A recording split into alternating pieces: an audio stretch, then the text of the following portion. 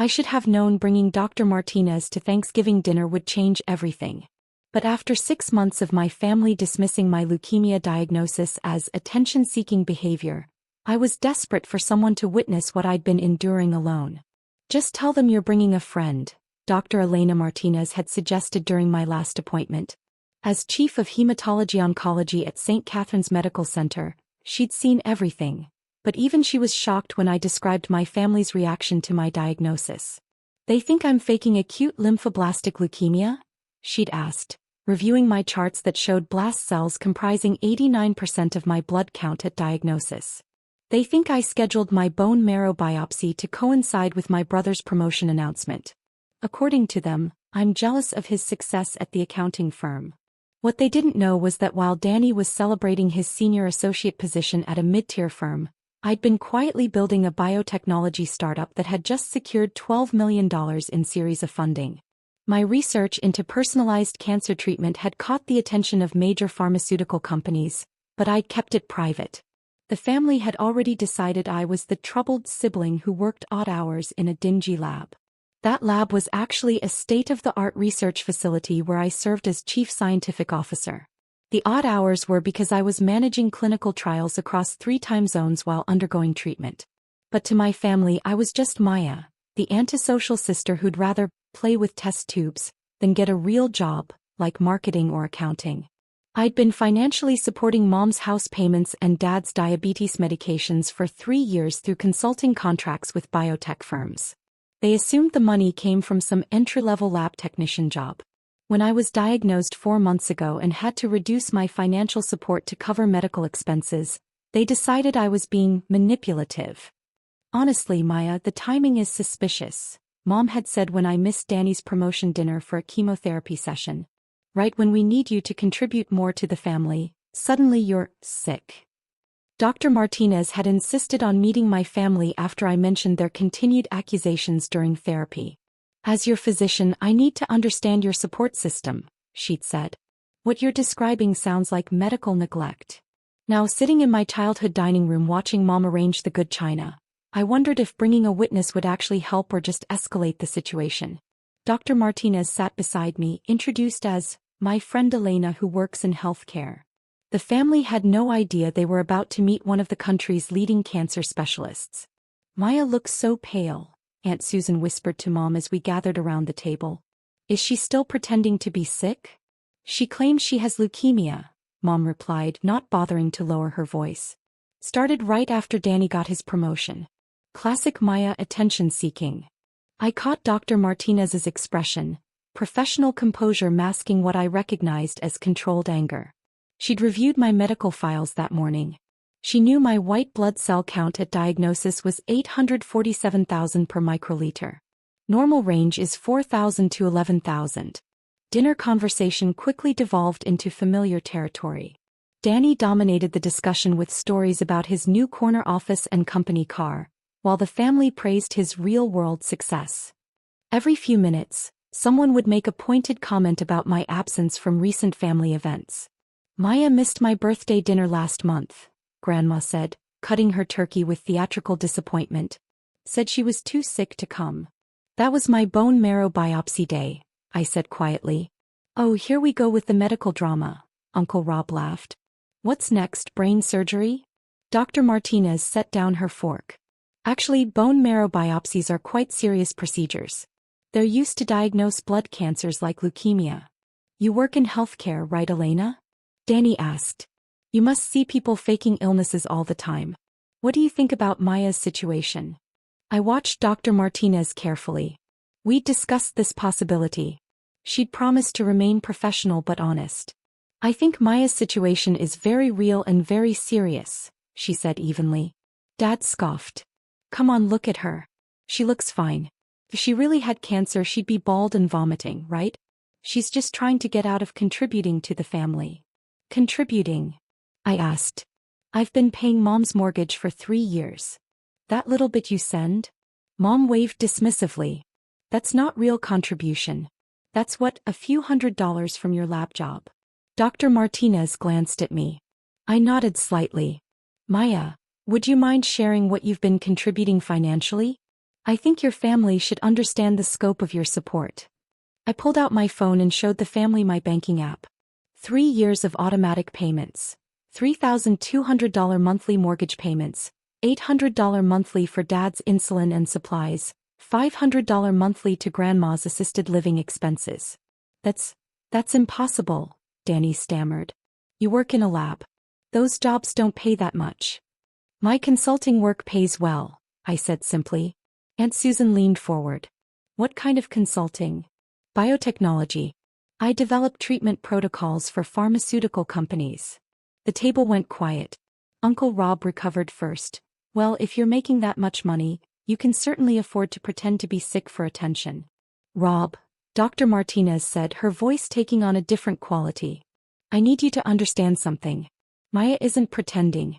She has acute lymphoblastic leukemia. It's an aggressive blood cancer that can be fatal without treatment. And how would you know that? Mom challenged. Dr. Martinez reached into her purse and pulled out her medical credentials, placing them on the table. Because I'm Dr. Elena Martinez, Chief of Hematology-Oncology at St. Catherine's Medical Center. I'm Maya's primary oncologist. The room erupted. Danny started asking questions. Mom began crying. Dad demanded to know why I'd lied about who I was bringing. Through the chaos, I noticed Dr. Martinez quietly recording everything on her phone. Why are you recording this? Aunt Susan demanded. Medical documentation, Dr. Martinez replied calmly. Maya has been reporting that her family dismisses her illness and accuses her of faking cancer for attention. I need to document this for her medical file. Dr. Martinez stood up, still recording. I'd like everyone to understand exactly what Maya has been dealing with while you've been accusing her of lying. She pulled out her tablet and connected it to Dad's TV, overriding his protests. This is Maya's initial blood work from 4 months ago, she announced as lab results filled the screen. Normal white blood cell count is between 4,000 and 11,000 per microliter. Maya's count was 847,000. Blast cells comprised 89% of her blood volume. Grandma gasped. What does that mean? It means her blood was essentially liquid cancer. Without immediate treatment, she had approximately 2 weeks to live. More slides appeared. Bone marrow biopsy results showing 94% cancerous cells, genetic markers indicating high-risk disease classification, treatment protocols requiring 18 months of intensive chemotherapy. During the 4 months Maya has been fighting for her life, she's also been maintaining her position as Chief Scientific Officer at BioNova Therapeutics, a company she founded that just secured $12 million in venture capital funding. Danny's mouth fell open. $12 million. Her research into personalized cancer treatment is being implemented in hospitals nationwide. She's literally developing the drugs that are keeping her alive while you've been accusing her of faking her illness. Dr. Martinez advanced to financial records I'd authorized her to share. Maya has paid $127,000 in family support over the past 3 years while earning an average of $400,000 annually from her biotech consulting and company equity. $400,000? Mom whispered. Meanwhile, she's been undergoing treatment that includes spinal taps, bone marrow biopsies, and chemotherapy infusions that last 8 hours each. She's done this alone because her family convinced her she was lying about being sick. Dr. Martinez pulled up photos from my treatment sessions. Me connected to 4 poles, recovering from procedures, sitting in infusion chairs for hours. Maya hasn't missed a single family financial obligation despite her medical expenses exceeding $200,000 so far. She's maintained her company responsibilities and contributed to groundbreaking research while fighting a disease that kills 40% of adult patients. She turned to face the family directly. And instead of supporting her, you've spent 4 months accusing her of attention-seeking behavior and demanding she prove her illness is real. The recording continued as family members stammered explanations, apologies, and questions. Dr. Martinez documented every word.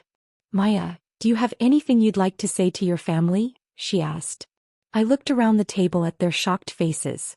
I'd like them to understand that I won't be continuing financial support. My treatment costs are too high and I need to focus on survival. Maya, honey, we can help, Dad started. With what money? I asked. Danny makes $67,000 a year. Mom hasn't worked in 5 years. You've been living off my income while calling me a liar. Dr. Martinez's recording became part of my medical file documenting family-related stress impacting treatment outcomes. She recommended I consider relocating for better support during recovery, noting that psychological stress can significantly affect leukemia treatment success rates. Within a week, I'd moved to a corporate apartment near my company's headquarters. BioNova's board insisted on providing comprehensive support during my treatment, including access to experimental therapies I'd helped develop. The family's financial reality hit quickly. Mom's house went into foreclosure 2 months later when my automatic payments stopped. Dad had to switch to generic diabetes medications when I removed him from my insurance plan. Grandma moved in with Aunt Susan when assisted living payments ceased. Danny tried visiting my new apartment once, claiming he wanted to make things right. I let him see my actual living situation.